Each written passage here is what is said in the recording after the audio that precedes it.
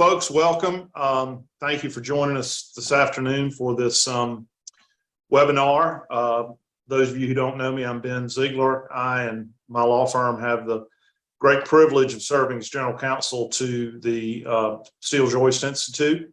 I've been doing that since the first part of this year and attended my first board meeting down in Ponte Vedra this spring. And one of the things I discussed with a number of board members while I was there was that a little bit of a change in the nature of your general counsel with me replacing Peter Lamb. Of course, Peter was a very fine general counsel to the Institute for decades, and it's an honor to fill his shoes.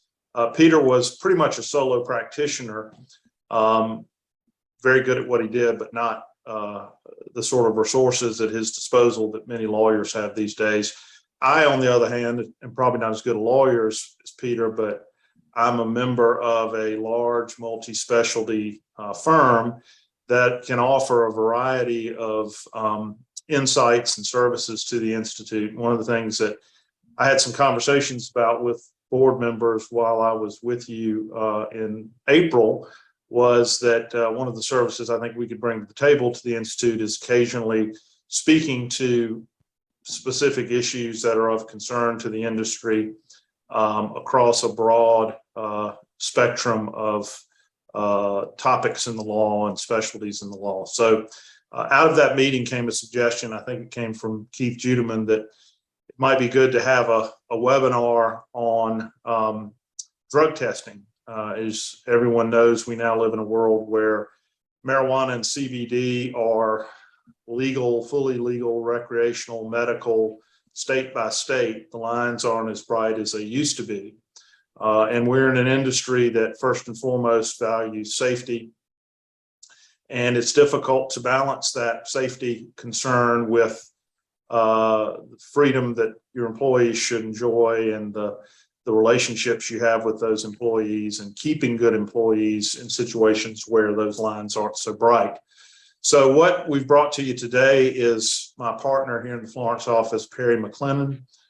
Perry is going to speak on the changing landscape of drug testing employees, and nobody better to speak on that. Perry is one of the most highly regarded employment lawyers in South Carolina. He's on every top lawyer list you can think of.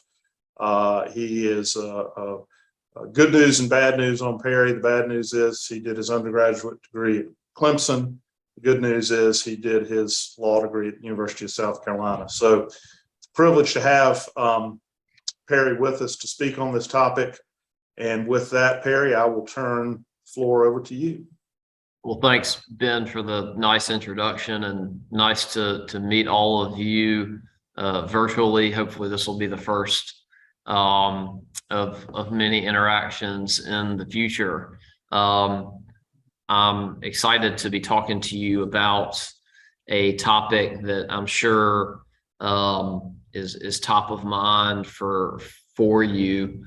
I'm sure you've had some experiences in the past with the issues that we'll talk about today, and they're definitely probably more relevant than ever given the changing landscape, which we're going to dive into a little bit today. It's funny, I do get questions about this a lot from clients. I had a client situation actually I've been dealing with this week for a manufacturing client. They had an employee come to the HR and indicate that they had been struggling with a crystal meth addiction, requesting some time off of work, indicating to the organization that the environment of the organization was not helping his substance abuse problem, that there were issues in the workplace with current employees using drugs, and sort of launched kind of a big investigation internally, and made some interesting discoveries. One of the discoveries was that a very well thought of manager was going out to the car during his lunch break to smoke a little bit of weed and come back to work. And presented an interesting dilemma as far as what to do. So I give you that as an example of, things that seem to be coming up every day for my clients in this realm. So before we jump too deep into it, a couple of things to note. I think most of you are familiar with the Zoom program at this point in time, but you can use the Q&A or the chat feature to ask me questions as we go through. It will not bother me if you submit those in real time. I have sort of set aside, we've got an hour set aside for this. I'm not going to talk for an hour. Would love to hear feedback and questions, and I've reserved time for that at the end. But also, I understand that as you're thinking about it, it's easier to go ahead and submit those questions. So feel free to do it. I'll be monitoring that. I might address those in real time, or I might wait until the end. We can provide this presentation to you at the end of the seminar if you're interested in it. And just a legal disclaimer, wouldn't be a good lawyer without a good disclaimer. This presentation, since none of your companies individually are clients of ours at this point in time, this information is sort of informational only and is not really to be taken as legal advice in any specific ongoing situation that you may have. I think you all understand that. So with that, we will get started, and we can skip the slide on me because I think we've covered that. So just a little bit of background to set the stage here. I would say that I think most of you would agree with me on this, that employer drug testing of employees has always been fairly straightforward in the sense that employers are given great latitude under the law to enact zero tolerance drug policies for drugs and alcohol in the workplace, and are sort of given free rein to test employees and fire or discipline employees for infractions, as they please, as long as there aren't sort of, targeted discriminatory practices that are taking place in regards to how you're testing. You're sort of given free rein to do that. And especially in the manufacturing context, Ben mentioned the safety sensitive environment at the top. The zero tolerance policy has sort of always been king. And if an employee, tested positive after an accident in the workplace or something like that, there was really no discussion around it. It was immediate termination.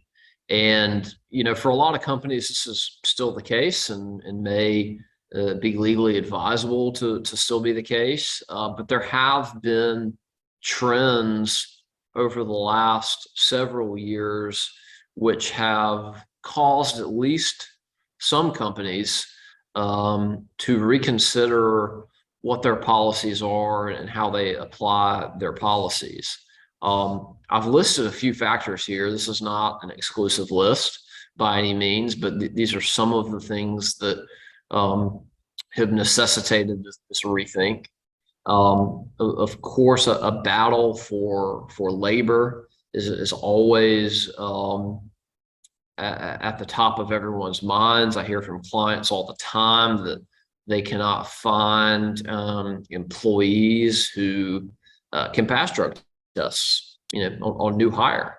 And I've heard from many clients, even if there are in manufacturing and construction, look, if we drug tested all of our employees upon hire or pursuant to some sort of random program, we just wouldn't have any employees. And so that's certainly one factor. Certainly everyone is aware of the opioid crisis in America, the prescription drug abuse epidemic that's, faced this country for a number of years now. Those issues and abuse around that will probably affect your organization if it has not already at some point in time. And then probably the biggest issue, I would say, and maybe the focus of this presentation today, is the fact that this country has reevaluated over the last 20 years its laws around marijuana. And that has taken place at the state level, on a state by state basis. And it's created problems for companies, particularly companies that operate in multiple states, figuring out what their rights and responsibilities are with respect to employees who may be users of it. And then as we'll talk about, even in states that don't have a medicinal or recreational allowance for use, usage is increasing everywhere. And we've also gotten some, if we have folks on the call who have safety or health and safety responsibility under their purview at their organization, probably be aware OSHA has put out guidance in the last several years, which has discouraged companies from using mandatory post-accident drug testing.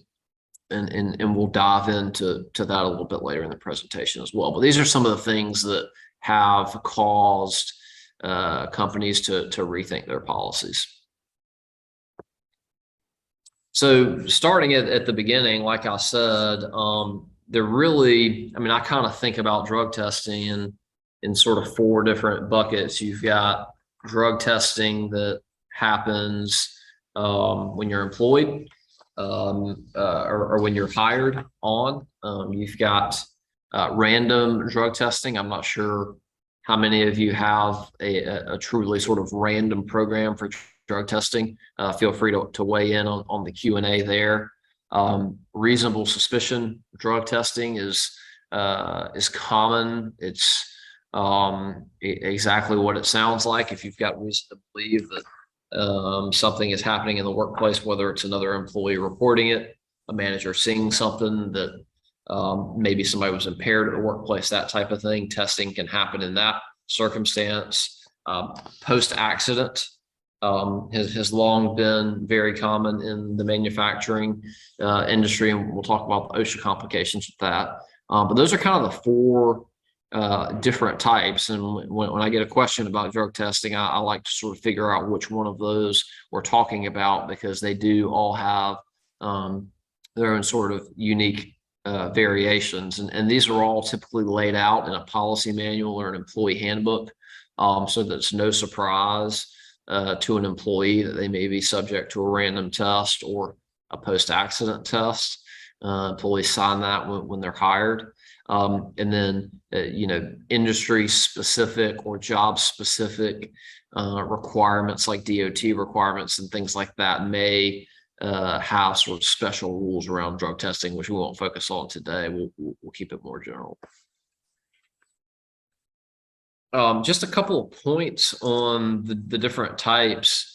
Of course, a pre-offer drug test is allowed, but you sort of have to be careful in regards to making inquiries regarding past alcohol and drug use, because the Americans with Disabilities Act does protect recovered users. So you do have some limited ability through the application and new hire process of asking questions about that, but you're certainly allowed to ask if anyone is currently using drugs illegally.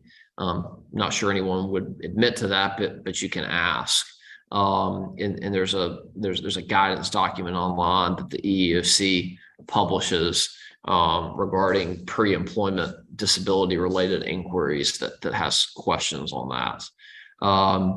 And then after a conditional offer of employment is made, You can even go further into some of the questions that you're allowed to ask, such as questions about, are there any, are you prescribed to, prescription drugs and things like that that may impact your ability to do your job. So you have a little bit more latitude after that conditional offer of employment is made. And we're just going to sort of run through these types quickly. Reasonable suspicion and random drug tests. I think the only thing to really say about a random drug testing program is that, well, it's legally permissible, of course, but it's just got to be truly random.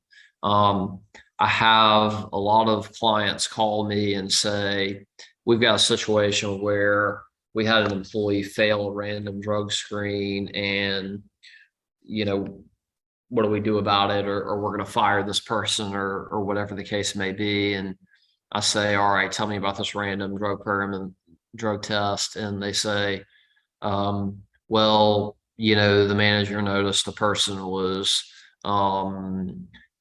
showing up late to work, and, eyes were glazed over, whatever the case may be. That's not a random drug test. A random drug test is truly we've got a process where we have a computer system that has a random number generator, or we're pulling numbers out of the hat, and it's hey, you walked into the office today and your number got pulled, go submit to a random test. That's random. And the only rules around it are that it's truly random. You're not sort of selectively choosing people.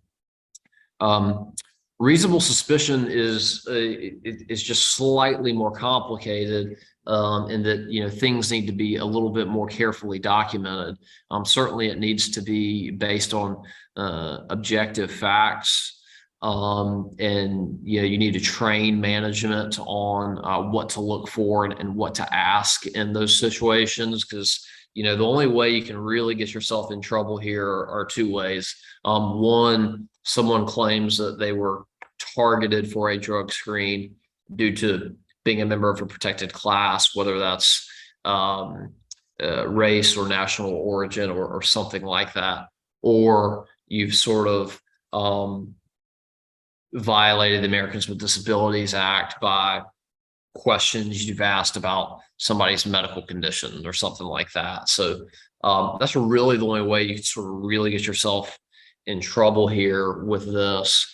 So just keep that in mind. Reasonable suspicion, you do need to evaluate what your managers are telling you in regards to what they've witnessed before you do that drug test. And then finally, post-accident drug testing. For some of you, this may be the most common that you're likely to see. It's sort of long been accepted as almost like, almost if you're not doing it, then you're not maintaining a safe work environment. And it's been incentivized or required by liability insurance policies, workers' comp insurance, things like that. A couple of years ago, OSHA came out with some guidance and said that we really don't like automatic post-accident drug testing. And their reason for saying that they don't like it is they felt like it discouraged employees from reporting accidents. And, the idea being, of course, that, if an employee thinks they might get drug tested, they're not going to report some incident in the workplace that they might have otherwise reported. I've got a lot of issues with that particular argument or opinion, not least of which well, if you're scared of getting a drug test, that should be that should tell you about everything you need to know. But also there still are many valid reasons. Well, let me start with this. That's not an actual OSHA rule. And so if you do have an automatic post-accident drug testing policy in your employee handbook, or in your safety manual or whatever the case may be, you're not in violation of any actual rule. OSHA has just basically come out and said essentially that they would prefer a policy whereby a company only tests post-accident if they also have reasonable suspicion to believe that drugs or alcohol were involved in the accident. And so that's a preference of theirs. I'm not aware that, in the course of an OSHA investigation that there would be any citations involved with maintaining that. And there are other valid reasons to maintain it, some of which we'll get to later. But as you'll see here in the slide, it may be incentivized or required by your insurance contracts, the vendor contracts, contracts with the government, whatever the case may be. And second, and then later we'll talk a little bit about negligence law and why from a general health and safety of your workplace, it's still a good idea to do automatic post-accident testing. So that's some testing basics. Much of that you probably already know. I hope maybe there's a couple of things in there that might have been good to think about. But where do the problems come about? And here's the problem. Usage is undoubtedly increasing among your employee population. And there's some statistics there on the screen which demonstrate that. But I think the high level point, of course, is that this means that,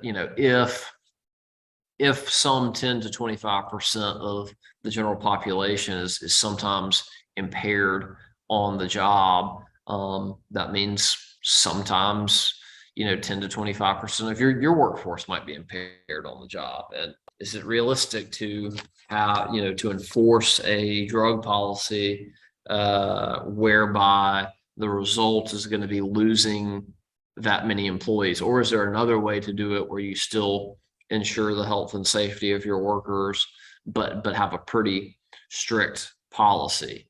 And so this is kind of what has caused people to sort of rethink whether or not there's another way to do it. And the next slide just kind of gives you an overview of sort of where we are on. I mean, marijuana is by far the most commonly used illicit drug, and it's still an illicit or illegal drug in many respects because it's still listed as a controlled substance under federal law. Federal enforcement of marijuana being a controlled substance has essentially ceased, probably since the mid-2000s, at the very least since President Obama's inauguration in 2008. And the federal government doesn't have the resources or interest, and there's no real public policy or public support behind doing that at this point in time. You see on the map there the kind of where things stand, and I don't have a great sense of what kind of geographic diversity we have on this phone call or the Zoom webinar. It might be helpful if you jot your locations down there in the chat so I have an idea. But certainly there's sort of a clear divide between the southeastern United States and the sort of middle part of the heartland of the country in regards to states where it's still illegal in all respects, but the majority of states now have passed a law either allowing medicinal use or recreational use. So the dark green is states that allow it for recreational use, and that's becoming more and more states now. And every time that November comes around, that issue is on the ballot more and more. And so you can see a clear trend here. And so we've got one person who's weighed in the Q&A of business locations in Alabama and Nevada. And that's sort of a perfect encapsulation here of the problem. You've got Alabama, it looks like, and I have a vague recollection of this is a fairly recent medicinal state. Nevada was one of, I think, allowed for recreational a couple of years ago. But I mean, you've got a location in the southeastern United States where the views and laws on that are different than in Nevada. And sometimes it may necessitate having policies that vary by location, but we'll talk about that here in a minute. So I think it's important to keep in mind a few things about these state marijuana laws. And like I said, federal enforcement is pretty much ceased. So we're really thinking about, what do these state laws say? And do they say anything about a company's ability to establish its own rules around this? So the number one thing is that these state laws still allow private companies to prohibit use and impairment on the job. And so the zero tolerance for use and impairment on the job is still valid. We'll get into a second, issues around off-duty use and the fact that somebody may have a medical marijuana card that's your employee and things like that. But, just sort of taken generally, these laws that are being passed in the state don't kind of come in and say anything about, otherwise valid employer policies that you can't show up to work high or you can't use on the job. So that's important to keep in mind. It's just a starting place. Now, it's not quite as clear cut as that makes it sound, just from the standpoint of there are, in most of these laws, and in some other states there's pending legislation, anti-discrimination protections for medical marijuana users. In other words, that would protect if somebody claimed that they were fired based on the fact that they were a medical marijuana card holder, they would have a private legal cause of action against the company for that. And, I don't know why somebody would be fired just because of that, that they still would not have, if they're a medical marijuana card holder, you could still have a rule that they not show up to the job impaired. The problem, of course, with all of this and what makes marijuana so difficult is the testing. A positive test for marijuana is not going to tell you anything about whether or not the employee was impaired at a particular moment on the job. So if you have an employee that ran a forklift, ran into somebody on a forklift or had a forklift accident, you do a post-accident drug screen of that employee and it comes back positive for marijuana. Well, that could mean one of two things. That could mean, of course, that the employee who was operating the forklift was under the influence of marijuana at the time that he or she wrecked it. And that was the cause of the accident, which would probably be a fireable offense. Or it could mean that this is a person who medicinally or recreationally smokes marijuana from time to time and does so on their own time, on the weekends, after hours, something like that, and has never been on the job impaired, who's a great employee who would never come to work impaired. And so what do you do with that positive test?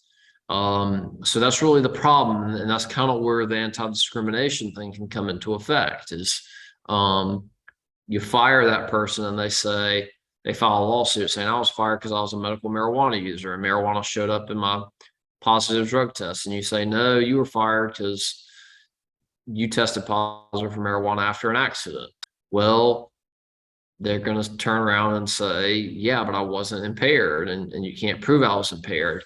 And that kind of gets back to reasonable suspicion. Do you have any documentation or witnesses or anything like that that can show that? So you see how complicated, how quickly this can become, very, very complicated.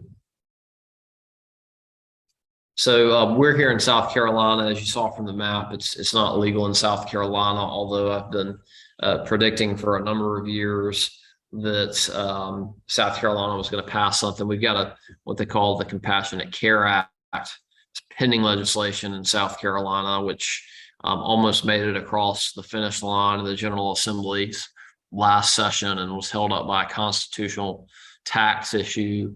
But it's coming for medicinal use in South Carolina. I spoke about the federal law's treatment of it. There is value in approaching any marijuana situation carefully. In addition to the anti-discrimination protections that are scattered through some of these state laws, there potentially could be Americans with Disabilities Act issues.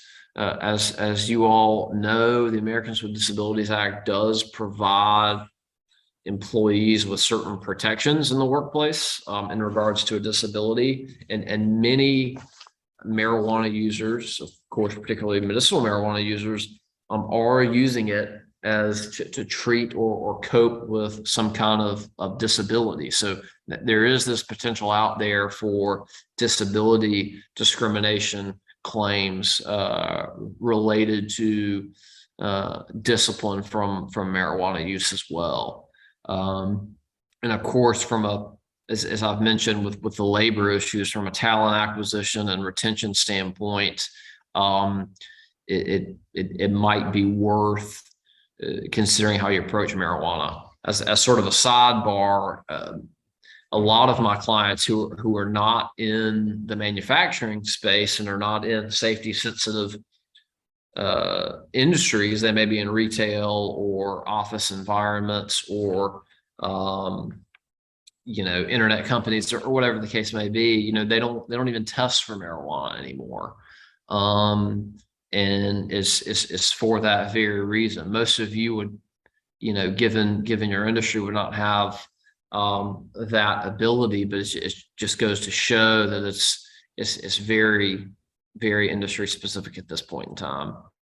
And it does, even in your industry, I mentioned at the very top, the client I had this week where we were working through this issue where one of their managers admitted to fairly routinely going out to his car to smoke marijuana in the workplace or during his lunch hour. They didn't want to fire this person, but they've got him admitting to that. And so what kind of precedent does that set?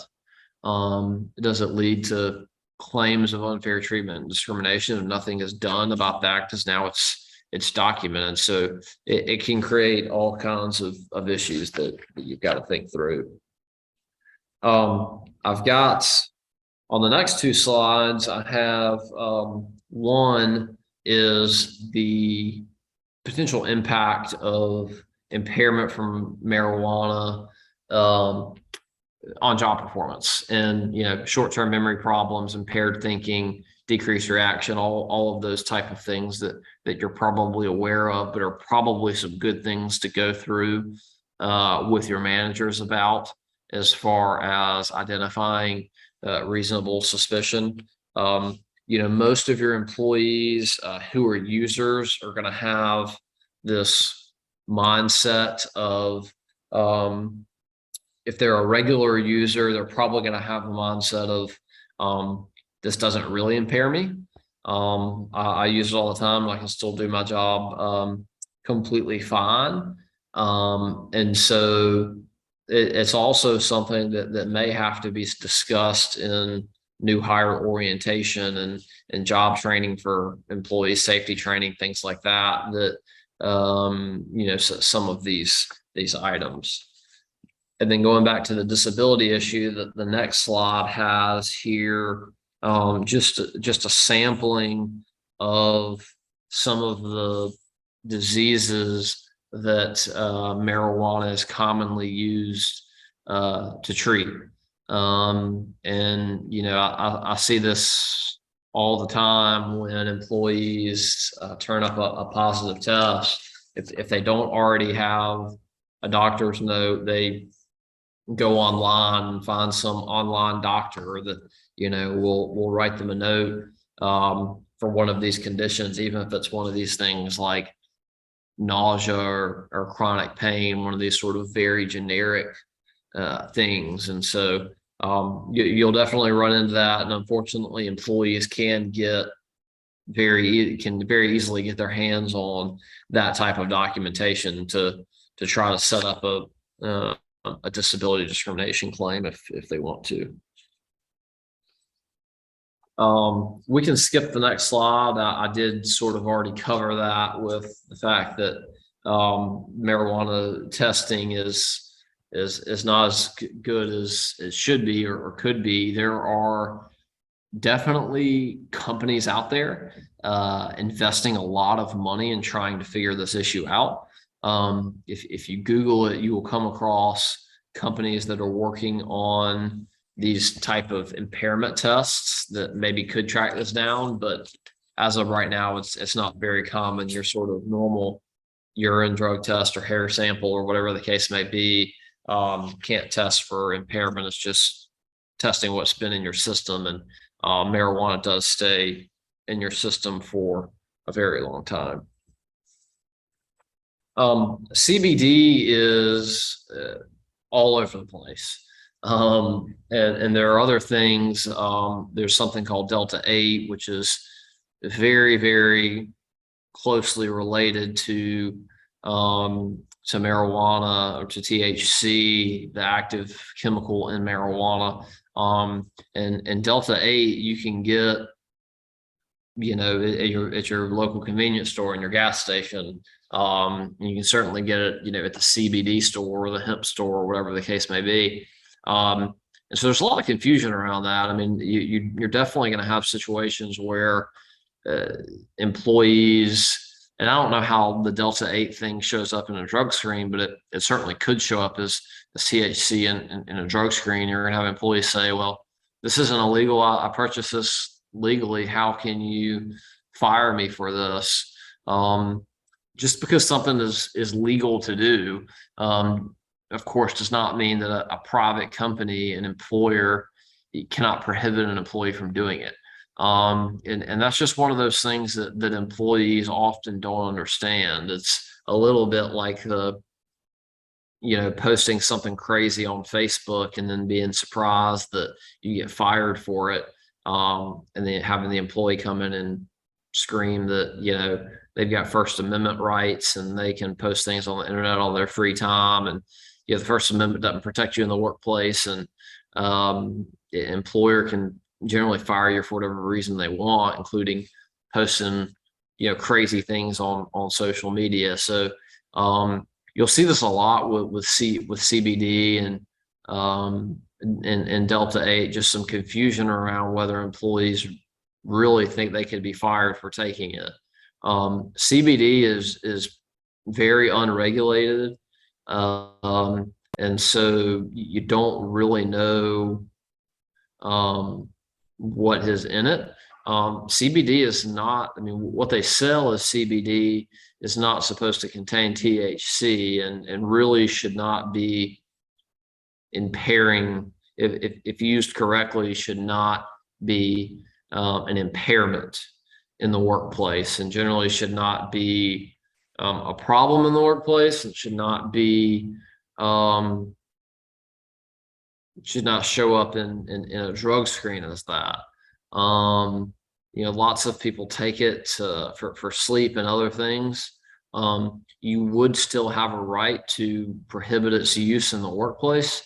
But same issues with marijuana, you'd even need to be more careful about somebody who comes to you that might have a disability. You may have to, if you did prevent or outlaw CBD in your drug policy, you may have to accommodate someone's use of it in the right way if they had a disability and needed to use it. So that's just something careful to think about with CBD.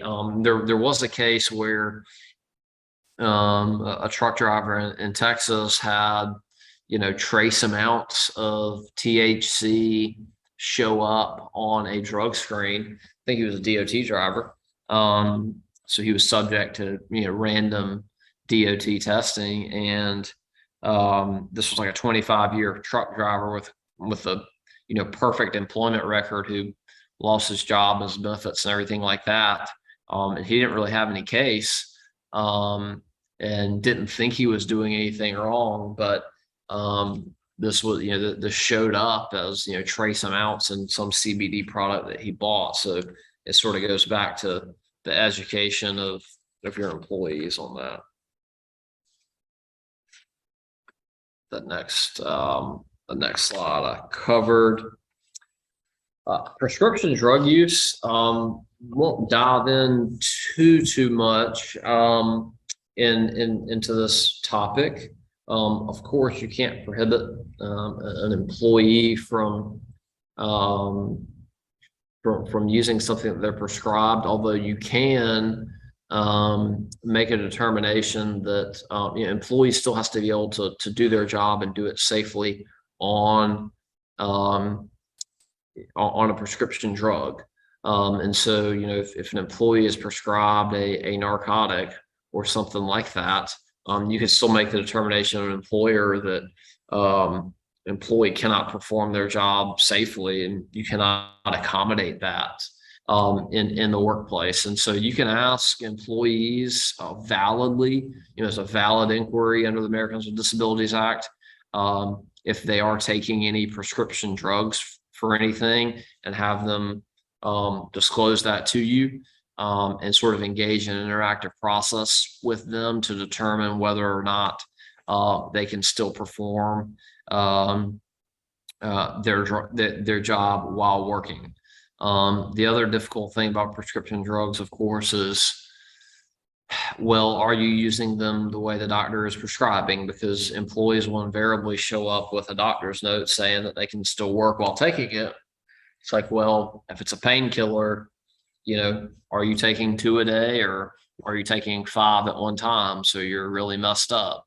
That's a tough issue, but I'd say most of your employees at any one time probably are taking something, whether it's something very non-controversial or something more serious, like sleeping aids and painkillers and things like that. So that's an issue. Obviously, when something like that shows up on a drug screen and somebody comes to you and says, I have a prescription for this and here's the prescription for it, you do have to treat that differently than an illegal drug. Because if it's being used in the way that it's prescribed, then it's not an illegal drug and would not violate your policy. So keep that in mind. The prescription drug issues can certainly be very tricky.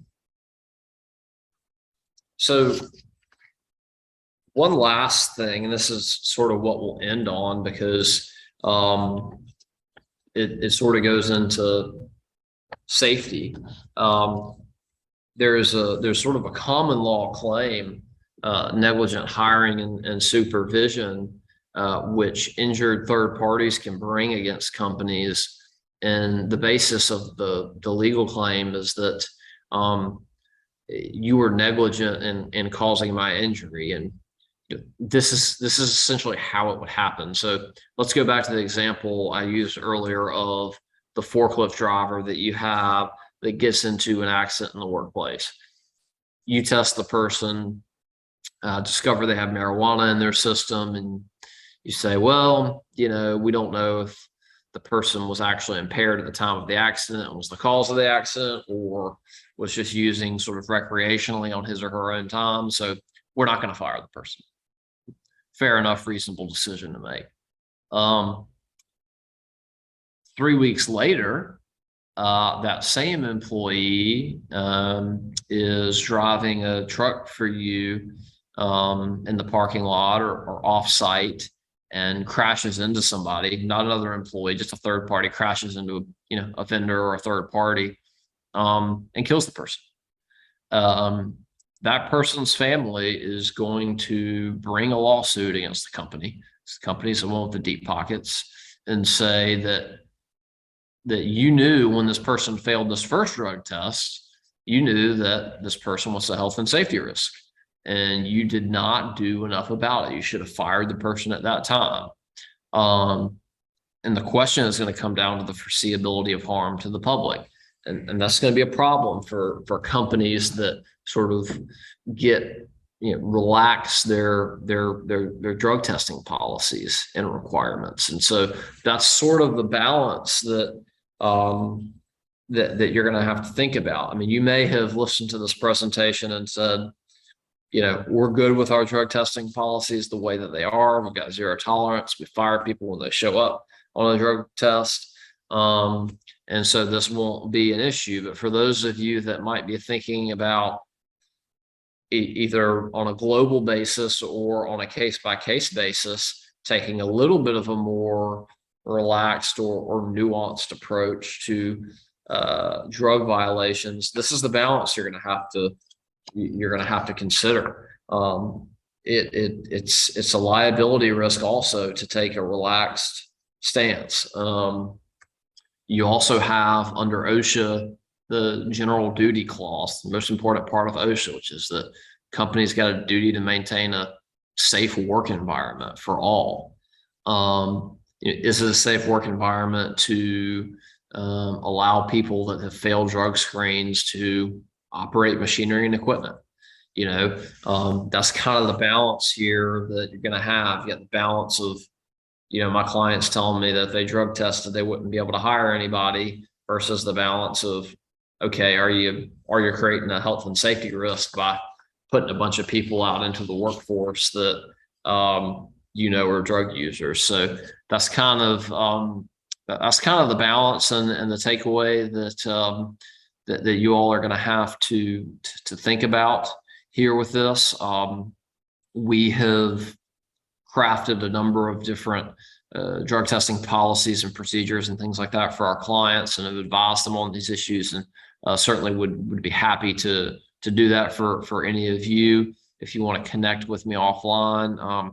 But I'm also, we've got about 10 minutes here. I'm also happy to answer any questions if you have those, if you want to ask them through the chat, or if Brittany wants to unmute the participants, you could ask it verbally as well. So I'll open it up for questions.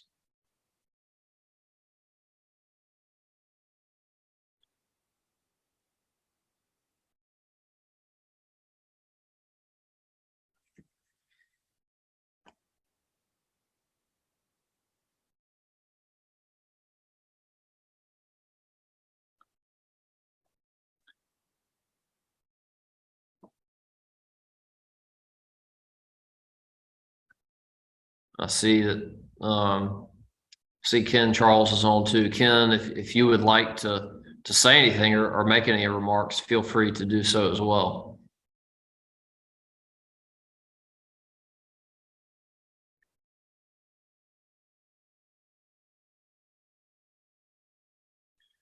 All right. Well, hearing no questions, I would again extend the invitation to all of you to reach out to myself or to Ben Ziegler as well, with really any legal needs or questions concerning what we've talked about today. My email and direct dial phone number or on this last slide here, we also have a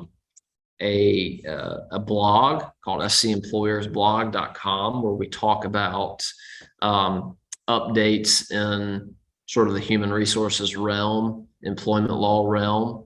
We usually send probably 1 or 2 a month, maybe. We definitely will not blast your inbox, but it's consider signing up for that. You can get updates from us through that as well. So if nobody has any other questions, thank you again for your time today, and thanks to Ken and Ben and the Steel Joist Institute and all of its members for inviting me to do this. I much appreciate it. Thanks for joining this webinar presented by Hainsworth Sinclair Boyd. To learn more about the firm and its services, visit hsblawfirm.com.